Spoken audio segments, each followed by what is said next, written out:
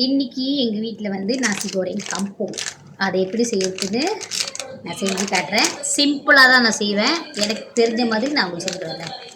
இது வந்து நீங்கள் எந்த கடையில் வேணாலும் வாங்கிக்கலாம், எல்லா கடையிலையுமே இருக்கும் இந்த தூள். ஸோ வாங்கிக்கிங்க. நாசி கோரிங் கம்போங்க்கு நெத்திலி பொடி ரொம்ப முக்கியம், நெத்திலி வாங்கிக்கிங்க. 4 முட்டை, இடிச்ச நெத்திலி, இஞ்சி பூண்டு, வெங்காயம், ஊசி மிளகா. ஊசி மிளகா உங்களுக்கு எவ்வளோ வேணுமோ நீங்கள் அவ்வளோ சேர்த்துக்கலாம் தாராளமாக. எனக்கு குறவா போதும், ஸோ அதனால் கொஞ்சமாக சேர்த்துருக்கேன். அப்புறம் நாசி கோரிங் கம்போங்க்கு மெயினாக நம்மளோட கங்கோங் கீரை. இது வந்து நல்லா ருசியாக இருக்கும். எடுத்து நல்லா ஆஞ்சி கழுவி வச்சுக்கோங்க. சரி, அதில் நிறைய மண் இருக்கும், ஸோ நல்லா கழுவி வச்சுக்கோங்க. அப்புறம் சோறு ஆக்கி நல்லா ஆற வச்சு எடுத்து ஒரு மங்கில் வச்சுக்கோங்க. ஓகேவா? வாங்க நாசி கோரிங் செய்யலாம். நெத்திலியும் முட்டையையும் தனியாக பொரித்து எடுத்து வச்சுக்கோங்க. முட்டையை பொரித்து எடுத்துக்கோங்க.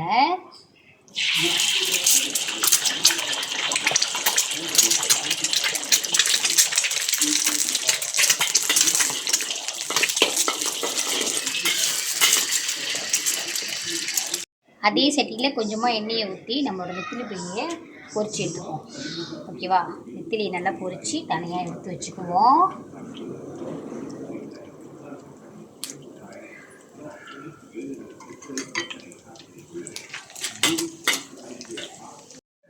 தனியாக பொரித்து எடுத்து வச்சுக்கலாம்.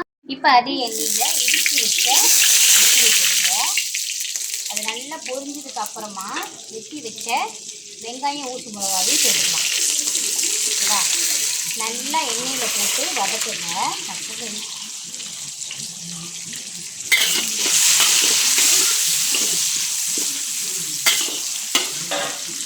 நல்லா வெங்காயம் கொஞ்சம் வதங்கினதுக்கு அப்புறமா நம்ம இடித்து வச்ச இஞ்சி பூண்டையும் சேர்த்துக்கலாம். போட்டு நல்லா எண்ணெயில் வதக்குங்க.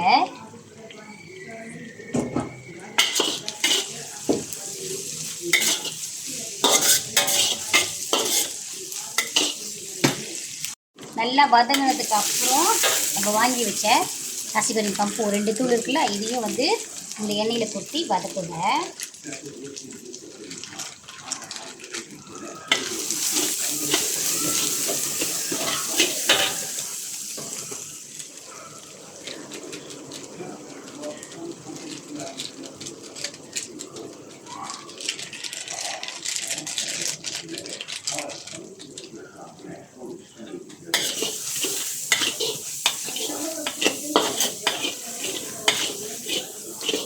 நல்லா வதக்குறதுக்கு அப்புறம் இதில் கொஞ்சமாக உப்பு சேர்த்துக்குங்க. ஏற்கனவே அந்த தூளில் உப்பு இருக்கும், ஸோ நீங்கள் வந்து கொஞ்சமாக உப்பு சேர்த்துக்கிட்டா போதும்.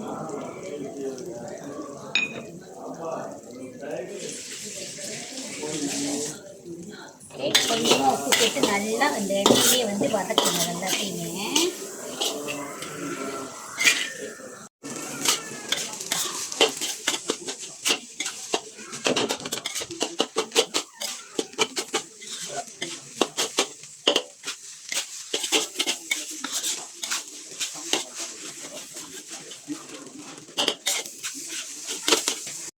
சோறில் இந்த மாதிரி கட்டி கட்டியாக இருந்துச்சு அப்படின்னா என்ன பண்ணுங்கள், அனல் குறவா வச்சுட்டு நல்லா கட்டியை உடச்சி விடுங்க.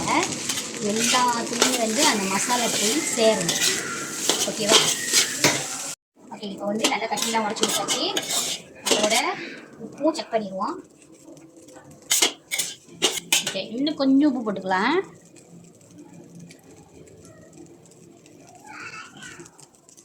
ஓகே, போட்டு நல்லா கிண்டுவோம்.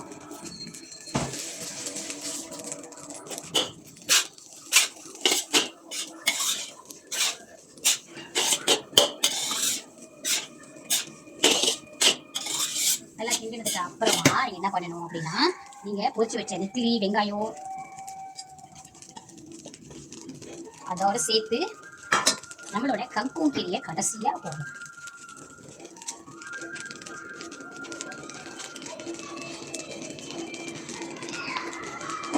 போட்டு நல்லா கிண்டணும்.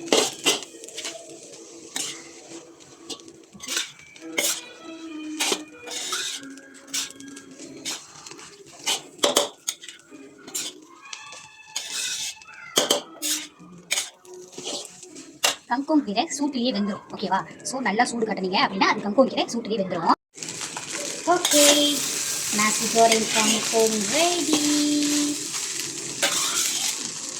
இவ்வளோதான், அடுப்பை அடைச்சிட வேண்டியதா. nasi goreng kampung ready. வாங்க சாப்பிட்டு பார்க்கலாம்.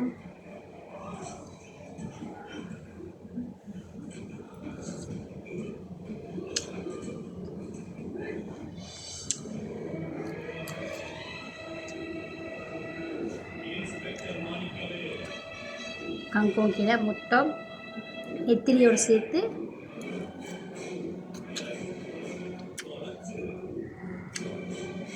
சூப்பராக இருக்குது. நீங்களும் ட்ரை பண்ணிவிட்டு கீழே கமெண்ட் பண்ணுங்கள்.